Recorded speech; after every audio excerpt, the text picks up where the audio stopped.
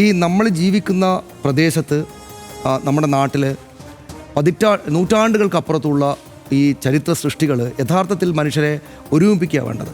ഇപ്പോൾ നമ്മളുടെ കോമൺ ആയിട്ട് ഷെയർ ചെയ്യാവുന്ന ഈ ചരിത്രത്തിൻ്റെ സ്മാരകമാണല്ലോ ഇത് എന്നൊരു പരസ്പര സ്നേഹമാണ്. നമ്മുടെ ഈ പറയുന്ന പിൻഗാമികൾ എത്രമാത്രം വലിയ സംഭവങ്ങൾ പടുത്തുയർത്തിയിരിക്കുന്നു, നമ്മുടെ വിശ്വാസം എത്രത്തോളം ഈ നിലക്ക് പോയിരിക്കുന്നു എന്നൊക്കെ പരസ്പരം ഒരുമിപ്പിക്കുകയാണ് വേണ്ടതെങ്കിൽ, പക്ഷേ എല്ലായിടത്തും ഇത് നമ്മുടെ ചരിത്ര സ്മാരകങ്ങൾ, നമ്മുടെ ഇതുപോലുള്ള ആരാധനാലയങ്ങൾ, നൂറ്റാണ്ടുകൾ പഴക്കമുള്ള സംഭവങ്ങൾ, നമ്മുടെ മുൻഗാമികൾ പടുത്തുയർത്തിയ വലിയ കെട്ടിടങ്ങൾ, പടുകൂറ്റൻ കെട്ടിടങ്ങൾ പരസ്പരം തല്ലുന്നതിനാണ് കാരണമാകുന്നത്. ഇപ്പോൾ മിഡിൽ ഈസ്റ്റിൽ നമ്മളിപ്പോൾ കാണുന്ന സംഭവങ്ങൾക്കകത്ത് പോലും അവിടെ 3 സെമിറ്റിക് മതങ്ങളുടെ പ്രധാനപ്പെട്ട ഈ കെട്ടിടങ്ങൾ അത് ആരുടേതാണ് അത് അത്തരം തർക്കങ്ങൾ പോലും അതിൻ്റെ ഡീപ്പായിട്ട് കിടക്കുന്നുണ്ട്. ഇപ്പോൾ നമ്മുടെ നാട്ടിലാണെങ്കിൽ ഈ തകർക്കപ്പെട്ട ബാബറി മസ്ജിദ് ഇപ്പോൾ പ്രശ്നത്തിലായിരിക്കുന്ന ഒരുപാട് ചരിത്ര സ്മാരകങ്ങളും ആരാധനാലയങ്ങളും ഇതെല്ലാം ഉണ്ടാക്കുന്നത് യഥാർത്ഥത്തിൽ ഇതിൻ്റെ നമ്മുടെ ഒരു കോമൺ ഹിസ്റ്ററി ആണല്ലോ ഇത്.